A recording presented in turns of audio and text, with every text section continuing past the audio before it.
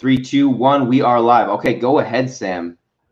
Okay, so just give you a quick update on the UK news on the virus. And so I popped out today, Addy. Need a little bit of shopping. We haven't panic bought. The government's trying to stress to people that there's no need to panic buy. This country's not going to run out of food. The situation at supermarkets like your Walmart and that, people are now queuing outside. It is quite laid back. There's lines on the floor. One person in. They're not allowing families to go in now. It's one person, one trolley allowed in, yeah? Okay. There are some restrictions on what you can buy, like bulk buying. There's no bulk buying. But there was something of everything pretty much on the shelves, which is a lot better than it were 2 weeks ago. Oh, wow. So people 2 weeks ago panic bought and stuff disappeared. Nothing. Yeah. There was nothing, mate. Wow. For me here, it was literally just ramen noodles and toilet paper. So yeah, you could get noodles. You could lots of other things, normal household things. Yeah, it's like the least nutritious, item you could find in the store was gone. Yeah, and some jarred products, sauces. No pasta, but lots of pasta sauce.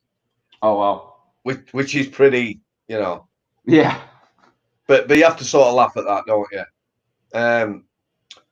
They are reporting very sadly that there's still probably 30% of all food that's been bought in the last 2 or 3 weeks is getting wasted. People are throwing it away, which is quite sad, isn't it?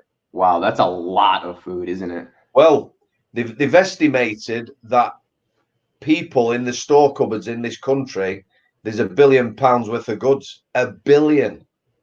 Wow. So you guys are not going to run out anytime soon. No. We bought quite sensibly. We're lucky where we live. There's a local farmers market, which is it's basically a shop on a farm where you can buy fresh meat and veg. So I just go there like every couple of 3 days. There's not a lot of people there. We're keeping away from the supermarkets best we can, really. Definitely, that's a good idea. And Yorkshire is, what's the population there? You guys are pretty big, huh? 5 million? It is one of the biggest counties. I'm not quite sure. Do you know how England's structured? It's basically broke up into like your states, but just England itself. So we've got Yorkshire, Lancashire. These various counties, like so. Definitely. Okay. So it sounds like you guys. I mean, as far as supplies go, you guys are fine. And what about the mood there? Are people? Is that changed a lot over the past since we talked last, or? I think it's got people talking to each other. One of my neighbours, only I've briefly said hello to. We had a good chat today for about, I don't know, half an hour, talking about things in general, how it's affecting people's lives. I'll tell you what really was strange. I live in Wakefield, which is West Yorkshire. So I went at the Pets at Home. It's where you buy pet food, because we got 5 cats and a dog. Oh, wow. And full house. Yeah, full house, mate. Yeah, and me and the dog are at the bottom of the pecking order, trust me.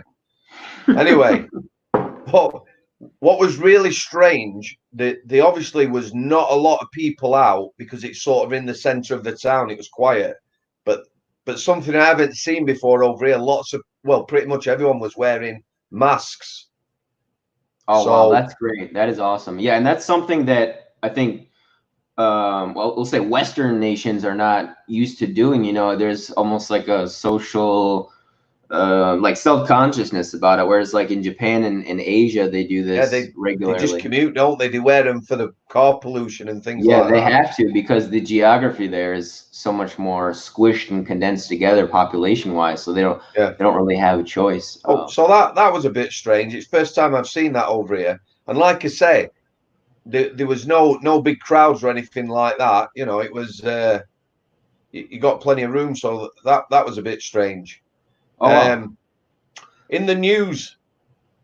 So our government have sort of issued some more instructions that this country, by the way, now, I think everyone's resigned themselves to the fact that we're on a 3-month lockdown now, not just 3 weeks.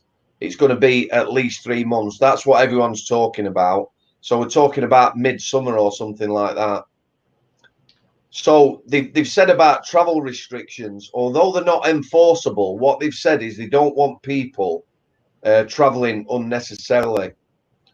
And one of our police forces, like each county, like I'm in Yorkshire, Yorkshire's split into 4 parts. So you've got North, South, East, West Yorkshire. Yeah?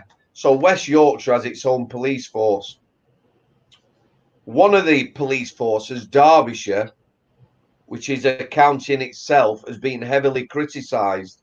They've actually been, I believe, setting up roadblocks and stopping people and questioning where they're going.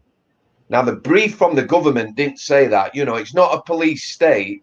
These are suggestions, and these powers aren't really enforceable.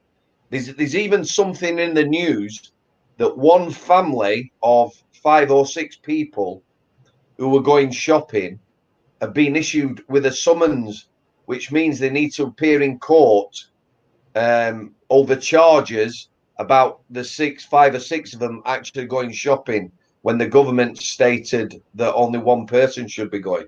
Wow. Which is a bit strange. Yeah, is that to send a message, or are they actually going to process through that? Well, I don't see that going anywhere. I don't see it as a criminal offence. You know, it's very difficult to say. It's a very strange time, and a lot of people are talking about it now on TV. There was also a guy on the radio today. I believe his title was, he used to be Lord Chief Justice. I believe that's it. So he would have been, you know, the police, prison, court system. He would have been at the head of that in his time. So he was a very powerful man and very knowledgeable. And he was questioning this lockdown. You know, he's not in deniability.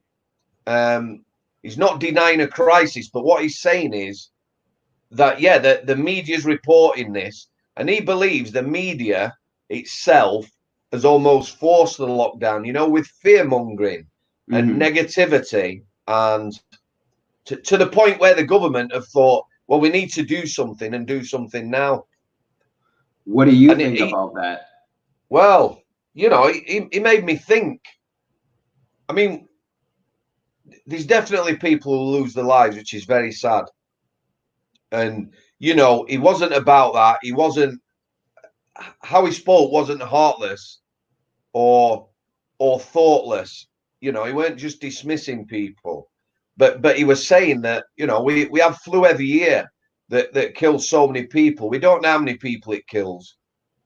And he was also questioning not the deaths, but what percentage of those deaths was actually the virus.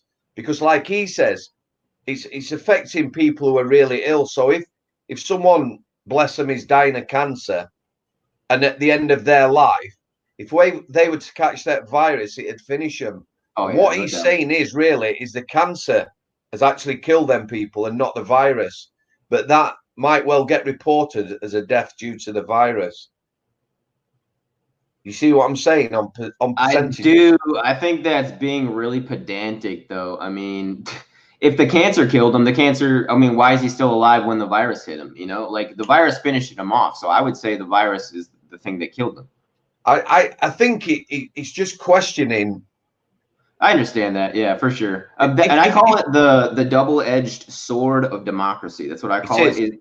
In the fact that in the East, in however you want to call it, however you want to describe or categorize their governments do have more power over their populace than they do over us in the United Kingdom and in the United States. So getting everybody on the same page is way harder. Definitely. I think what they don't want is, with the police forces and that, they don't want people turning against the police or against each other. It's a difficult job But maybe it's, you know, you need to look at it. If somebody is traveling from their home to a location to walk their dog, and they're not near anyone else, they're not going to affect anyone else. And what you've also got to think of, Ade, and I'm sure this will apply in the States. A lot of people suffer with mental illness. You know, there's depression, anxiety. This whole situation, the fact it's affecting the whole world, will exasperate it. So lots of people now will be sat at home having panic attacks and worrying themselves. Yeah, so I read that child abuse is on the rise, which makes complete sense in the situation. Yeah, they've talked about that domestic violence. You know, people no longer at work, just being at home. That domestic violence is going to get worse. Some kids, like you said, their safe sanctuary is going to school. Yeah, you know, when they're at school, they're safe, they're protected. You know, they might have an horrendous home life, and they might also get fed at school. So that's something else. So these are consequences that people, if you have a normal life like myself, you know, we've got us animals and that, and I've got my daughter, and my missus is still going to work. You know, you might get a bit of tension or whatever or something like that, but you know, I can't imagine what it'd be like in other households. Yeah, and I think that's one thing I think people don't understand either. Is just because you have it great and you have all this space and it's not really a huge issue for you doesn't mean that it's not for other people. But you mentioned mental health issues, and I think that'll segue really nice into talking about your background. And because we did mention last time that you have PTSD, and you talked about depression and anxiety that people are dealing with now. And just speaking for myself, I do take antidepressants, and I do think they really help. Do you take any medication for your PTSD? Because last time you said that you have done talk therapy for about over 2.5 years now, and it's 2016, right? So almost 4 years. Do you take medication? Right. Yeah, initially, obviously, like I said, I put myself through 3 or 4 months psychology, which did help. On the meds front, I'm going to do the disclaimer first, right? Of course. Obviously, in life, I know people who are on medication and have been on it a long time, and sometimes it becomes a crutch or whatever, and it's very difficult to see life without that. So my own experience is initially, I got injured with a prison service. So when I went to see my doctor, that was your shoulder, correct? It was, yeah. So you know, I was in a bad place, but I didn't realize that. So if I hadn't got injured, I was looking at a heart attack or stroke, no questions. So when I went to my doctor, my blood pressure was horrendous. My mental health deteriorated very fast, surprisingly enough, once I was away from work. And also my physical health weren't good.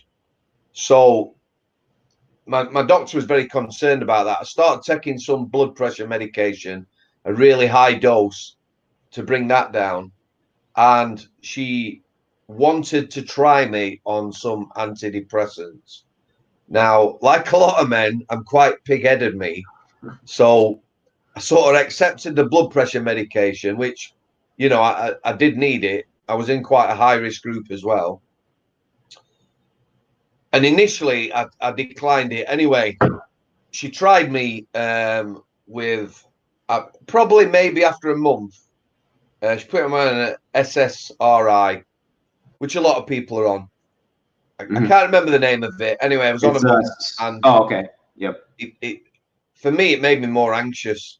I went from, you know, sort of a 3 or a 4 on the anxious scale to like a 10. So I discussed it with my doctor and I ditched that because I have to say my doctor was very supportive all the way through my sickness, really, really supportive, which made a massive difference. So that's great. Anyway, I got to a point where I weren't sleeping at all. I think it was somewhere around January 2016. So I've been off work since the previous September. And when I say I weren't sleeping, Addy, you know, I might doze off on the settee for 20 minutes in the day, and then something would wake me up, and that was it. I was angry. My mind was racing. And well, I honestly thought I was going to drop down dead myself. So I went back to my doctor and I said, look, I need something to help me sleep. Or can you give me something? So what she suggested was, it's another SSRI. It's called metazapine. Usually people who are anxious and that, they increase the dose. And once the dose goes up, the side effects of it become less. So she started me on a small dose purely. She said it will help you sleep. So I can remember now, I could describe the full 24 hours after I took that first dose of treatment. Yeah. I went out like a light. Wow. I was talking to my missus. I just suddenly said, I've got to go to bed. I woke up 6 o'clock next day, took the dog out. I felt terrible. I really felt awful. I felt like we're floating, trippy. You know, it was like, I've never really taken many drugs in my life. You know, I used to smoke a bit of weed when it was weed, grass, a herb, 30 years ago. So I didn't feel good on it. However, I had some sleep. So I took that for 2 weeks and I was getting sleep, but I did not like the effects. So I went back to my doctor and I sacked it. I just said, look, you know, oh, I forgot to tell you. So you asked me whether it was on drugs. Although I couldn't use the gym because I injured my shoulder, I was going to the gym and doing everything else. So I would work one half of my body. I was going every day, Addy. I got a bit addicted to it. My missus, you know, she kicked me out of the house at 8:30, said, you need to go to the gym. I was so angry. And I'd come out of the gym, I'd be physically sick, sit in my car crying, you know, emotional outburst, and then I'd go home and away you go. But after this 2 weeks, I didn't tell my missus. I decided to bin the blood pressure medication as well. Myself, in my head, and I know this is not a sensible thing to do. I'm not telling people. I was also on a statin, you know, for your cholesterol. Is that a blood thinner? I don't know. Okay, I'll look it up. Continue, please. Yeah. So I was on a statin and I don't think that was making me feel well. So I am not advocating anyone not taking meds. Just in my mind, myself, I thought, you know, while ever I'm on blood pressure medication or whatever, you know, it's not making me feel safe or healthy, but without it, you know, I've got to do something to make myself healthy. So I binned all my tablets. So it did work out for you then, the taking medication, because I know everybody, you know, everybody's different.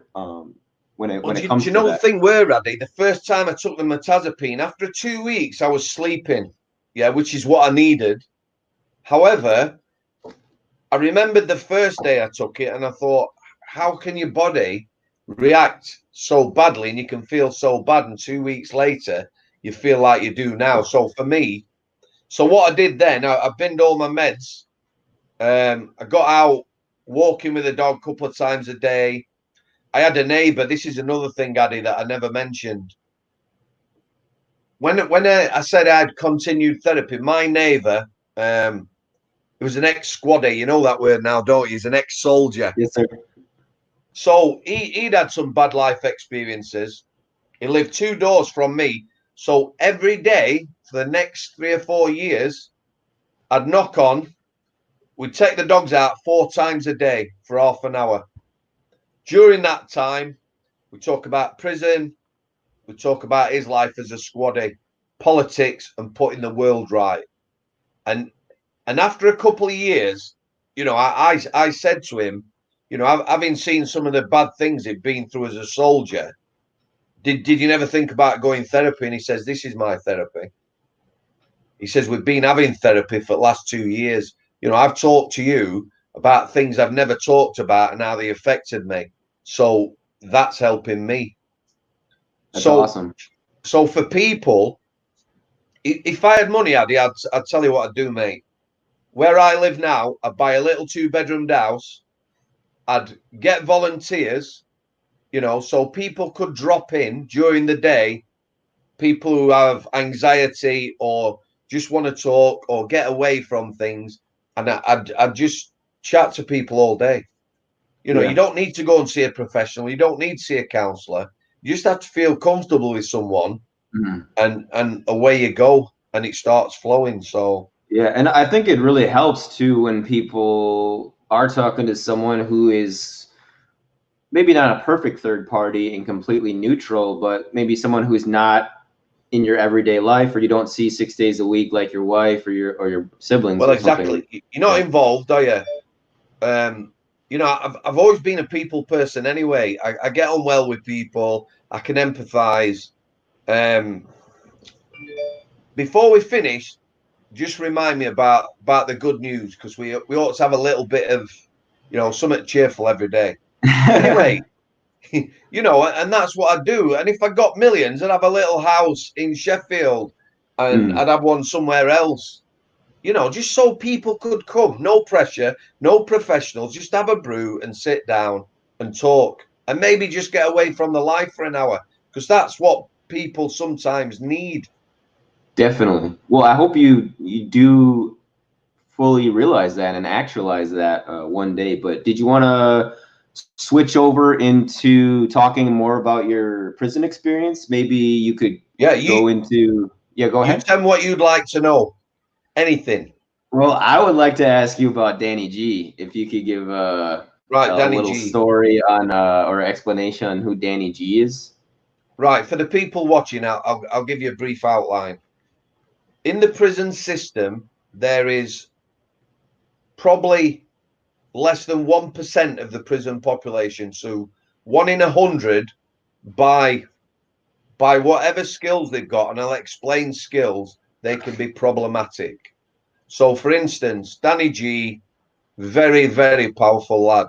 If you look at the American prisons, yeah, they took all the weights off the yards, didn't they? Yeah, they're weapons. Correct. Plus the fact, if you're going to have to fight someone, you don't want to have to fight someone who's been pumping iron on exercise yard for the last 10 years, do you? It makes no sense. So in the British prison system, a lot of prisons, can you hold fire 1 second? Don't go away. We are on a quick break. Take your time, Sam. I will give everybody an update on how things are going in Oregon right now. I'm getting text on my phone from the Oregonian. Providence St. Vincent and Providence Portland Medical Center have started administering remdesivir.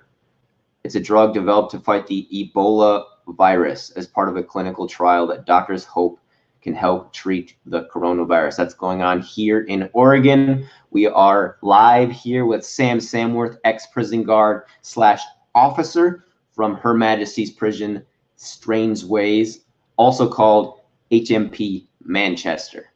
Sam, do you want to pick up where you left off, please? Yeah.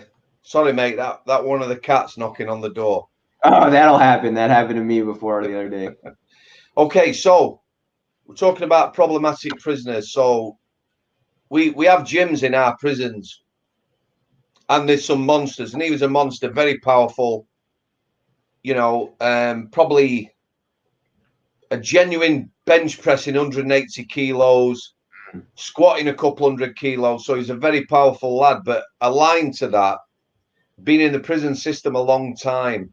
And there is problematic prisoners that the prison system creates. Yeah. And you said he's about 18 stone? I would say unfit, probably 18, 19 stone. As a fit lad, maybe 17, but extremely powerful. Yeah. And for US viewers, that's about 240 pounds. But he had, it's the mentality of these people. Like I say, people who've been in the prison system and maybe been abused, you know, had a lot of beatings as a young lad or whatever. So they kicked back at the system.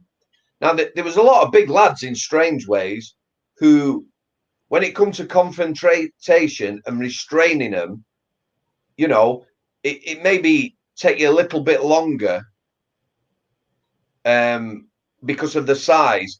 But the thing that Danny G had was the mentality as well. So not only was a big, powerful lad, he had that mindset, which is a dangerous thing. Other prisoners that, you know, might come into that very small percentage, prolific self-harmers, you know, that they can cause massive problems for you within the prison system. So he's one of these prisoners, Danny G. Now, we've had him in our prison quite a long time. And through the book, I was talking to a prison officer who had worked with Danny G when he was a young lad. And he said, you know, he was at their prison for a couple of years. He said he could be problematic. He said, but a lot of it was how you managed him. But you could also see that one day he was going to be a big problem for the prison service. Now, in America, if you had somebody like him, somebody powerful with a mindset that could hurt people, in your jails, you can like use what we call the liquid cosh. So liquid cosh. Yeah, let me explain. So I've seen the American prisons. You know, if you got somebody like Danny G in a cell kicking off, first of all, you got mace. You can use mace or parva spray, can't you? In prison, it's classed as a firearm over here, and we don't have it in prisons. It's not available. You can't use it. You can't use pepper spray. So what they would do in one of your prisons, they would get all the lads that look like some sort of offensive American football team type squad. Yeah. They'd go in with shields, splatter him, and then they'd give him a big whack of something, an injection, and that'd be him out of the game for a couple of days, yeah? Tranquilize him. Yeah. You used to be able to tranquilize people in British prisons, not so much now, and it has to be done with the permission of a doctor. So when you've got someone like Danny G, very powerful, kicking off, it's a case of sort of matching his physicality with a number of staff. And would he oil himself up to prepare for fights? He will have done in the past. Yeah. I'm sure they do it in America. That's what they do. Like, again, it's that mindset. Most people, you know, you'd go in a cell, restrain them, game over, maybe a minute, yeah? And then they become passive. The professionals, if you want to call it, would use body creams, shampoo, you know, shampoo on the floor. So when you go in the cell, you're going to be slipping and sliding. Yeah, cover the cells in shampoo so you can't grab hold of them, you can't restrain them. So there you go. Wow. Anyway. And Bronson did that too, right? Right, Bronson, yeah. But do you want to tell the story of, because you were in on it, right? When you and like, what was it, 10 other dudes were tasked 11 with Danny G when we went into strip search him. Strip search. Okay, what happened there? He was in a special cell. A special cell in our segregation unit, you know, like the blocks or the shoe over there. They have what they call a strip cell. There's nothing in it. There's no toilet. They put a bedpan in there, you know, if you need a number 2, or a bottle if you want to have a pee, and maybe some water, but there's nothing else in there. There's no ligature points. There's nothing they can harm themselves with other than smashing the cells off the walls. So ligature is something you can use to strangle yourself, for people that don't know what a ligature is. Yeah. Well, they usually have in there anti-ligature blankets, which is a really thick blanket. They're almost indestructible. You certainly won't be able to tie it around your neck. Oh, wow. So he's in this cell. So I get a phone call. I was part of the tornado team at Strangeways. So each individual prison has to have so many officers or guards or cops trained to deal with riots. You know, usually volunteer. Everyone likes that. A bit of extra training. You get all your kit on, your helmet, your shields or whatever, and away you go. Every prison officers do that training because it gives you confidence. So I got called in as part of a team of 12 officers. These are all male officers. Now, these are volunteers, Addy. That's very important.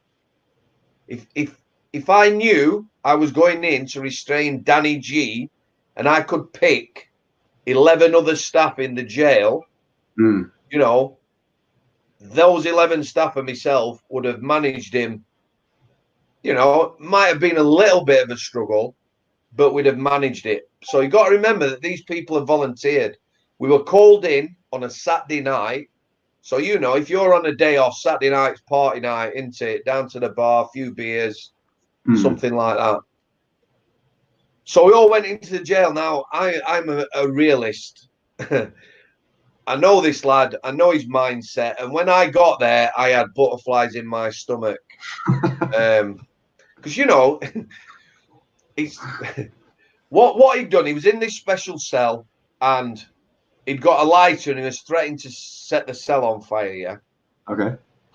So they called us guys in, 12 of us. We got kitted up. That's full gear, helmets with visors, arm pads, elbow pads, shin pads, gloves, big boots, the whole 9 yards. And it was a very, shall I say, jovial gathering. I'm putting my gear on and looking at people who are laughing and joking. Yeah. I'm also, and again, Ade, you got to understand me here. I'm also looking at people because they have volunteered who were not up to the job. Before we went in, I knew that they weren't up to the job. Yeah. But they volunteered, so you can't really say anything. Anyway, I don't want to keep you up all night. We ended. You're good, man. I got nowhere to be. This is so fascinating. Continue, please. So we had a guy, yeah, who didn't particularly like me, who was in charge. Now, 6 of these guys are CNR instructors. What a CNR instructor is, they're the people within Manchester Prison, strange ways, who teach the other staff how to restrain prisoners. So they've had extra training. Yeah. So out of the 12, 6 are CNR instructors. So you would think they know their stuff, mate, and they'd be up for it, wouldn't they? And the other 6, me being one of them, are volunteers who turned up. So this guy who's taking the briefing, and again, size isn't everything in prison. You know, some of the most difficult, toughest people I've ever met in my life have been really small. However, you know, I have got a certain physicality. So this guy who's giving the briefing, the 6 experts, CNR instructors are going in first, yeah? And we used to have little shields, about yay big. So they're going in single file. So one at the front with a shield, one behind, hands on shoulder, hands on shoulder. I have said this before, like the human centipede. Right. As it. Have you seen that movie? No, sir, and I will not. Good lad. I've only seen very small bits, and let me tell you, you're doing the right thing. So these guys are going in single file, 6 of them with 2 shields. The other 6 lads, me being one of them, hands on their shoulders. So we're in one long line, yeah? The guy who's give the briefing looks at me, because there was a lot of debris in this cell, and says, "You're taking the brush in." So he was trying to insult me. What he said was, the other 11 were going to deal with Danny G, and I could sweep the cell up, yeah? Okay, I got you. We didn't get on, but, you know, I thought, yeah, okay, he wanted you to be the equipment manager. Yeah, something like that. Anyway, we went in, best laid plans. The first thing that no one had planned on, and I've got to tell you about Danny G, this special cell, it has observation panels on the ceiling. So there's some stairs at the side of the cell, on the outside of the cell. So you can go up and look in through the ceiling and see what people are doing. Yeah, it makes sense, doesn't it? Yeah. safety precaution, right? So you can see Of what's course going it is. on Of course before it you is. go in. But Yeah. he has blocked these. He's climbed up this bare cell. Yeah. What Climbed did up. he, with his shirt or clothing, or what did he block him with? Wet paper. Oh, okay. Maybe toilet paper. Mm.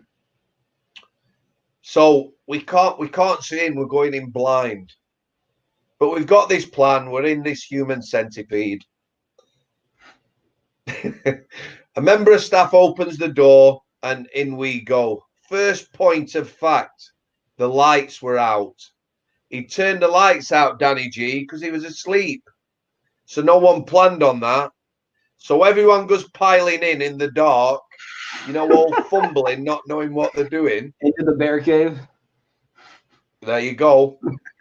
The other thing was on the bed head, he was laid the wrong way. So these 11 staff dives on him, yeah, 6 or 7 of them on his upper body, or so they thought. The others on the legs, and there's me with my brush. So bringing up the rear. Yeah. So the light comes on. I start sweeping the debris. However, it became very apparent that 11 wasn't enough because he was trying to get up. So he was laid upside down. He was laid the wrong way around. So I ended up with another lad, another Yorkshireman. So that's 2 of us in there. So that's good stuff in it because we're made of sterner stuff in Yorkshire. Yeah. We ends up looking him in the face. Now, I've got to tell you, we've got helmets on and these uniforms. We also had balaclavas on, so you can only see our eyes. So we're looking down at him and he looks up, and we won't use the profanities, but basically he says, you dirty whatevers coming in when I'm asleep. He says, you're having it. So at this point, give a little giggle me because the nerves are kicking in now. It's game time. And then what happened, as a youngster, Adi, have you ever been anywhere and with your friends and something's happened and you've all ran off? Oh, yeah, of course. And you're all trying to fight to get to the front because nobody wants to be at the back. Right? It's like you don't have to outrun the bear. You just have to outrun your friend who's outrunning the bear. I like that. I've never heard that. I like that. Yeah, that's a good analogy. Anyway, so everyone tries to get out of the cell. People panicked. We were almost out of the cell. Me and the other Yorkshire guy just going out. He grabbed an officer who was as big as me by his belt and he pulled him back in. Oh, gosh. Now, you know, when you see the cartoons when somebody's running past the big bear or something and it grabs them and the legs carry on going, that's what it was like, Addy. So he's dragged this guy back in. So we have to go back in. So we wrestle the officer off him, and then there's 4 of us. There's the other Yorkshire lad and 2 other lads in the cell, and it now, you know, it's become a bit of a stand-up fight now. Admittedly, you know, we have got helmets on and pads and gloves, but, you know, it still weren't a good place to be with this guy because now he's really pissed. Anyway, bit of a stand-up fight. The other Yorkshire lad caught him with one on the chin. He went down. We were on him like a pack of wolves. Very briefly, this is self-preservation. I mean, on him, bam, bam, bam, bam, bam. You know, maybe 10, 15 seconds, up, backed off, cell door shut, we're out of the cell. Woo. Yeah? The other 8 guys, mate, were nowhere to be found. Yeah. They're in a room, them, already getting their kit off. Bear in mind, we might have to go back in that cell. So there was a lot of bad words, a lot of bad feeling. I could imagine, only imagine. But what I forgot to tell you was, the CNR instructors, you know, the 6 guys that trained everyone else, our helmets, advisors that came down fixed, they had goggles on. You know, like your SWAT? They look like SWAT uniforms, German helmets with goggles. Danny G had a pair of goggles. He'd captured one.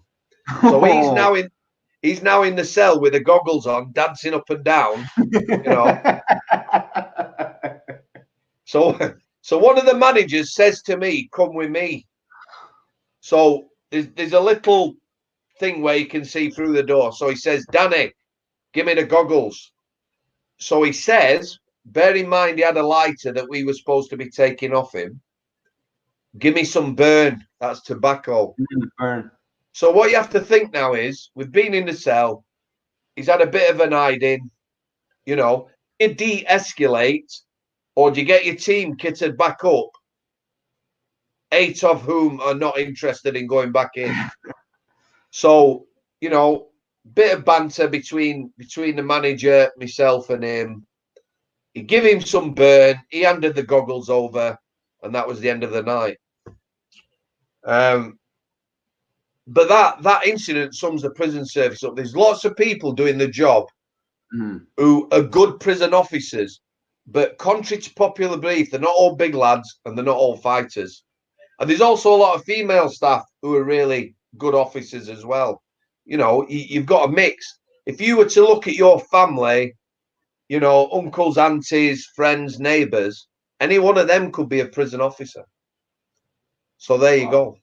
Yeah, I never knew that, and it's interesting you say that, because I think most people don't think of prison officers that way. I think most people think of prison guards and people who work in the prison, regardless of what they do, as someone who looks like you, Sam. You know, a big bald guy. Unfortunately, it's very cliched, isn't it? Yeah. Everyone thinks they do look like me, 6 foot 18 stone with a bald head. Yeah, but that's but not the case. Yeah. That's not the case. So if you guys did have that all-star team of you and, you know, basically, you know, 10, 11 other guys who are about your size or fighters, you know, as you said, the psychological is more important. Oh, technique. Okay. Yeah. And I've been, like, last year, I was doing a lot of reading about, like, jujitsu, and I did, like, 6 weeks of training with Marines when I was in Japan. And that is very much, it uses like leverage and angles and geometry. So smaller people can outmaneuver and defeat larger opponents. This is the thing. When you taught CNR, control and restraint, it's basically locks, wrist locks, arm locks, standing or laying. It's like bits from martial arts, bits from jiu-jitsu. But the thing is, a normal prisoner, most normal prisoners, 3 staff would go in to restrain a prisoner. One would protect the head, you know. So if I went in, I might end up with a head. You're protecting the head, you know, so they're not banging it on anything. And the other 2 lads or lasses would take an arm each and put them in locks. So it's very coordinated. You know, if I was on an arm, I'd be concentrating on what I was doing. Right. Usually you take them to the floor because it's easier. And most of the time, be on the floor, maybe 30 seconds, bit of a wrestle, into arm locks, head protected. That's it, game over. Most prisoners at that point would stop struggling. And it's safer. You know, 30 years ago, with like your Bronson, who was a street fighter, you might send your 6 biggest cops guards in there. You might knock teeth out and break noses, you know, in order to try and... So it's gone away from that. It is a safe system of practice. A lot more clinical, a lot more defensive instead of offensive in terms of controlling and restraining out of control people. Correct. Yeah, and just related to that too, I watch this guy on YouTube sometimes, the Lion Whisperer. And so he's like an expert on lions, and he talks about the psychology of the lions because he spends so much time with them. And the dominant lioness is actually the smallest lioness, which is kind of funny. And he said that she is even more dominant than the male lions. Although if they lose their patience, they just use their sheer size to push her out of the way. But yeah, but I thought that was interesting how an expert in animal dynamics, like, you know, a very social animal such as lions, would say that, you know, basically the dominance has way more to do with psychology than the the physical part of it. But once you combine the two, like you do with a Bronson or with a Danny G, then that's just, you know, like you said, that's the 1%, someone who's not only physically gifted, but psychologically extremely dominant and out of control as well. Of course, somebody who has that mindset. You know, I remember somebody once saying to me, I mean, there'd be lots of instances, we could talk all night, but I think it was on a radio interview when the book came out. And the guy was a really good interviewer. He let me speak, let me say my bit. He said, okay, last one. Who's the toughest guy you've had to deal with? So, okay, have a think. I didn't say Danny G. Okay. Toughest guy, 5'7", 10.5 stone, mentally unwell, 30 staff to restrain him. Whoa. Do you have time to tell this story now, Sam? Yeah. I've got about 20 minutes. Okay. Yeah, if you think that's enough time. Yeah, I'll tell you what, we could have a night just talking about mental health in prison because it is a really, really sad place. Oh, yeah, definitely. Oh, yeah, sure. You know, we'll have another chat about that. No doubt. No doubt. I'll tell you about one guy, though. We can talk about my friend Ptsd Watson, too, when we do that. But yeah, definitely. I've seen. Is that your friend? Yeah, he's... So how did you hook up with him? How did I hook? Oh, it was actually via Sean. And well, I saw him on Sean's podcast. It was quite serendipitous, actually. And I hit him up, and he was like, because I was in London and talking to Sean, and he was like, yeah, man, come through. And yeah, I interviewed him again, actually, for the second time. New Year's. Not him, but another, actually, a former Scotland Yard detective. And Ptsd hosted it at his studio. But unfortunately, I think I told you this yesterday, he got recalled in January. Yeah, I saw that. I saw it.